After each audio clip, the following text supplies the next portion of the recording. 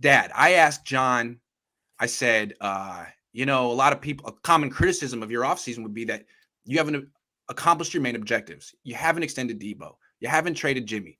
You haven't created the cap. You haven't used the cap space you could have created by trading Jimmy. And therefore, you're having a subpar offseason. How would you respond? And he said, I'm having a good offseason. I mean, we added special teams.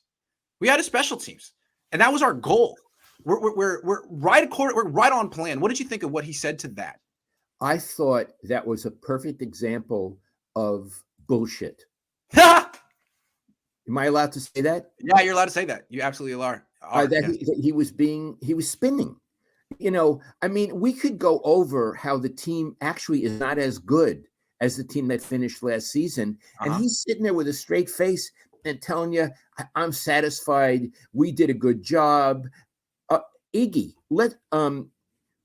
could we just name, we're going to do offensive line later, but the offensive line is really weaker than it was. Oh my God. Yes. They lost their left guard and they lost a right tackle who started most of the season for them last year. Okay. So yes, worse. Yeah. Okay, they haven't added anything. We'll get into that later. Also, They do not have a speed running back. No, they lost Mostert. They don't have a speed running back. No. Iggy, do they have a nickel back? No, they lost K'Wan Williams. No. Yeah. So what in the world was he? And you look at him, and these people know the 49ers that he's talking to. And I would assume they're thinking, are you kidding me? Like, am I supposed to believe this? So I thought, okay, but here's the thing. You knew when you asked that question, he wouldn't answer it, that he'd be doing the mambo, right? Right. But you got the question out there. And I thought he said something interesting real quick. He basically said we did what we wanted to do, which is different than saying we did good. I mean, this was the plan to do what we did, special teams. And then at the very end, he said something that I didn't follow up on, but he said, we've been among the top 5, top 10 in the league in spending in the cap for the last 5 years. We always knew that we were pedal to the metal on that. We always knew we were going to have to dial back the spending, and we planned on it being this year, and we were okay with that. What? So that means that like they had some 10-year plan that they built 5 years ago, and they were saying in 2022, no matter what, we got to spend a little bit less to balance things. You were in the NFC Championship last year. This is the year to dial back the spending? That doesn't make any sense. No, and again, he said it as if it was the most reasonable thing to say, right? We spent a lot last year, so you can't expect us to spend every year. Okay. Why would we want to get better? Yeah, we were 1 play or 2 away from the Super Bowl last year, but you know what? Let's take 2 steps backward to go 3 steps forward. Yeah. Nice. Yeah. That's great. Yeah, he says it all with this smile like, this is what we're doing. Like, good, John. You almost had me there. You almost sold me on it. I know it's a ridiculous thing to say. Didn't he also say something that we meet our salary demands for the most part? Didn't he say for the most part? Yeah, no, we were talking about, I asked him like, how are the other players gonna react when they see this problem with Debo? And he like flinched like, what? Like, we're great with players. Like he said, if you play well here, you're getting taken care of for the most part.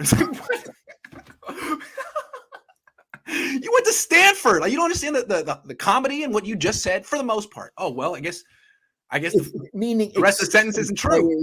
Except for the players we screw. Yeah, except for DeForest Buckner and now Debo Samuel and the next guy. And now every player is going to have to wonder, am I the next in line? Is it going to be me? Am I the most part? Am I the most part? Yeah. Could be the most part.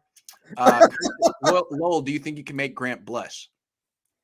NorCal Troca says, at this point, I just want Debo gone. He's becoming too much of a diva on OBJ 2.0. Maybe that's what OBJ told him on that loss. I don't know. I do think it's kind of a generational thing.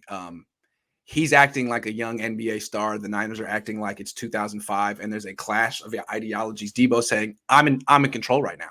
And the Niners saying, no, you're not. And I think the Niners are kind of wasting their time with that power struggle. But they're going to take it to the very end and see what happens. Big Tim 3 says, Debo wants his bag. Do you see who he hangs around? Yeah, he spends a lot of money. He does. MTB4L says, without Debo, the Niners don't win the division. He's a ram killer and difficult for defenses to game plan against. His production is at least half the games. I kind of agree. Do you think this team makes the playoffs without Debo? I'm not sure they make it with Debo. I don't think they make the playoffs without Debo. I don't think so either. Okay. Kyle Shanahan prides himself on being unpredictable. I think he gets away from zone running playbook and starts to look like Atlanta with Matty Ice. No one once he trusts Lance. Interesting prediction. Thank you. Giovanni Miller says, question for both of you. Had to pick, who would you pick, John Lynch or Kyle Shanahan? One has to be fired. Oh, I would stick with Shanahan. Yeah, I think the other guy's probably replaceable. Hold on. Wait a second. Okay. Eugene says Niners and Santa Clara, money over winning. If they win their 6th one day, which street in Santa Clara will host the championship parade. Saloon logo, uniforms, publicity tricks won't work. Org has been dishonoring the legacy. Do you see what the Niners did yesterday to distract the fan base from all the badness that was going on? No. They released new uniforms. It's the same uniform, but there's an extra stripe on it, and the lettering is different. So it's like, don't worry. That's news. Don't worry. We got something else you can give us. You can spend money on.